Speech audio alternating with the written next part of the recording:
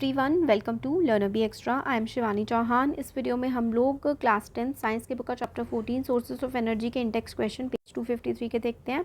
पहला क्वेश्चन है, what kind of mirror, convex, concave और plane, would be best suited for use in a solar cooker why. तो जो solar cooker होते हैं उसमें कॉन्केव, कॉन्वेक्स, प्लेन किस तरीके का मिरर हम इस्तेमाल करेंगे। तो आंसर है, a concave mirror would be best suitable for using concave mirror का। ठीक है, कॉन्केव मिरर का इस्तेमाल करते हैं हम लोग सोलर कुकर में, because it can concentrate the light ray coming from sun to a point which will produce a lot of heat.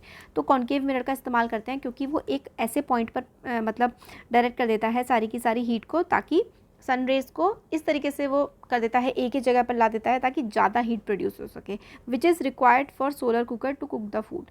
तो लाइट रे जो आ रही होती है ना उसको एक ही पॉइंट पर ले आता है ताकि ज़्यादा हीट जनरेट हो सके। What are the limitation of energy that can be obtain from ocean. Ocean से जो एनर्जी आती है उसकी क्या लिमिटेशंस है। आंसर है देखो, tidal energy, wave energy and ocean thermal energy. ये फॉर्म है जो कि ओशन से आती है, पानी से आती हैं।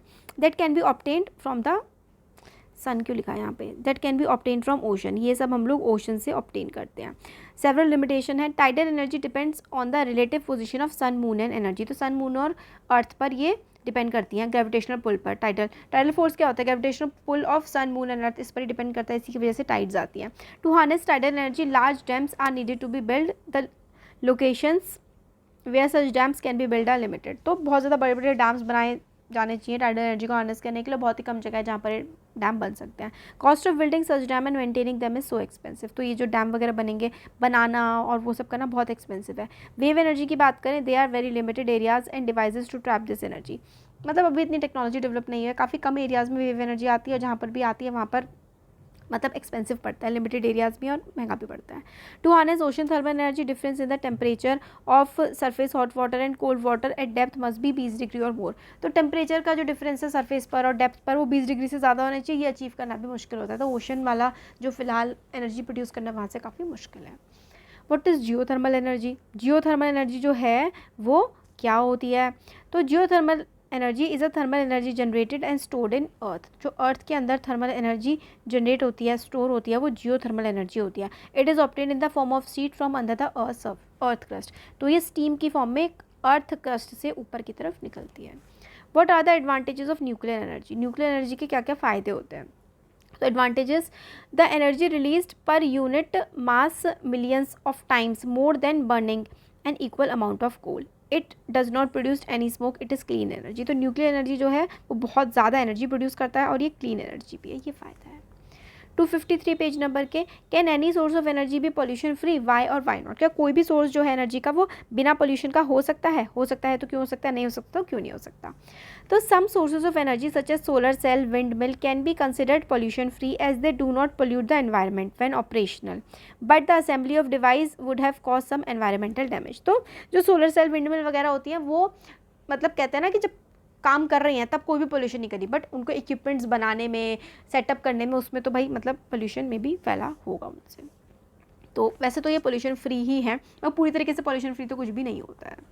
हाइड्रोजन, नेक्स्ट क्वेश्चन है, hydrogen has been used as a rocket fuel. Hydrogen को रॉकेट फ्यूल की तरह इस्तेमाल करते हैं। Why would you consider it a cleaner fuel than CNG, why और वाई नॉट। हाइड्रोजन जो है रॉकेट में इस्तेमाल करते हैं, क्या वो CNG से ज़्यादा साफ फ्यूल है। तो hydrogen is cleaner fuel than CNG। हाँ, वो CNG से भी क्लीन फ्यूल है, बिकॉज हाइड्रोजन ऑन बर्निंग, या फिर जब हाइड्रोजन का कंबशन होता है, it forms water, whereas CNG that contain methane burns to form carbon dioxide. CNG से कार्बन डाइऑक्साइड प्रोड्यूस होती है, जबकि हाइड्रोजन से तो वाटर ही प्रोड्यूस होता है। तो ये पोल्यूशन नहीं करता हाइड्रोजन। पेज 254 के क्वेश्चन हैं, देखो, name 2 energy sources that you would consider to be renewable. 2 renewable sources जो हैं वो बताइए। तो सोलर एनर्जी, विंड एनर्जी, ये रिन्यूएबल है। सोलर एनर्जी क्या होती है, सूरज की रोशनी से जो एनर्जी आती है। विंड एनर्जी क्या होती है, जो हवा से हम लोग टरबाइन घुमा देते हैं। Solar energy is energy obtained from sun which can be used for cooking, heating, generating electricity.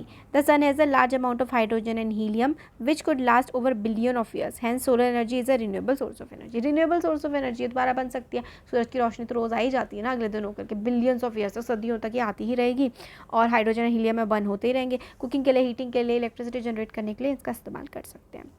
Wind energy, wind energy is harnessed by windmill which convert kinetic energy of wind into mechanical energy और electricity। तो wind energy जो है वो windmill से हम लोग ले सकते हैं। जो wind बहती है, हवा बह रही है, उसको हम लोग मैकेनिकल एनर्जी से इलेक्ट्रिसिटी में विंड टर्बाइन घुमा करके जो है जनरेट कर सकते हैं।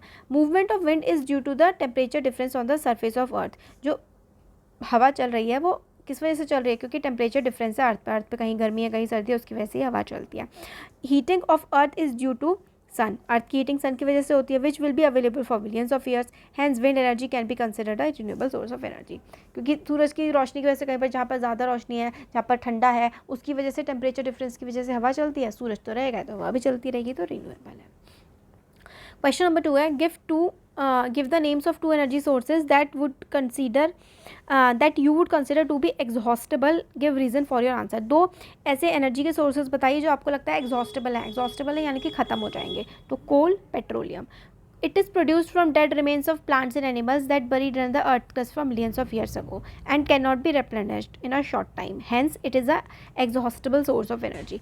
तो कोल जो है वो किससे बनता है, मरे हुए जानवरों से और पेड़ पौधों से जो कि अर्थ की क्रस्ट में सदियों से दबे हुए हैं, तो बहुत जल्दी से तो नहीं बन पाएगा दोबारा से, इसलिए एग्जॉस्टेबल सोर्स ऑफ एनर्जी है, यानी कि कोयला एक ना एक दिन ख़त्म हो जाएगा। पेट्रोलियम क्या है, petroleum is also known as crude oil और सिंपली ऑयल। ऑयल होता है is a fossil fuel that was formed from the remains of ancient marine organism in millions of years and can not be replenished in a short time, hence it is an exhaustible source of energy. ये भी ऐसा है कि ख़त्म हो जाएगा। जो plants होते हैं ना, प्लांट्स वगैरह जो मरीन ऑर्गेनिज्म से, यानी कि समुद्र के अंदर जो पेड़ पौधे और जानवर मरे उससे पेट्रोल बनता है, और ज़मीन पर जो हमारी धरती पर है इस पे जो पेड़ वगैरह होते हैं जब वो दब जाते हैं ज़मीन में मिलियंस ऑफ ईयर्स बाद कोयला बन जाता है। तो ये कुछ इंटेक्स क्वेश्चंस नेक्स्ट वीडियो में पैक एक्सरसाइज देखेंगे।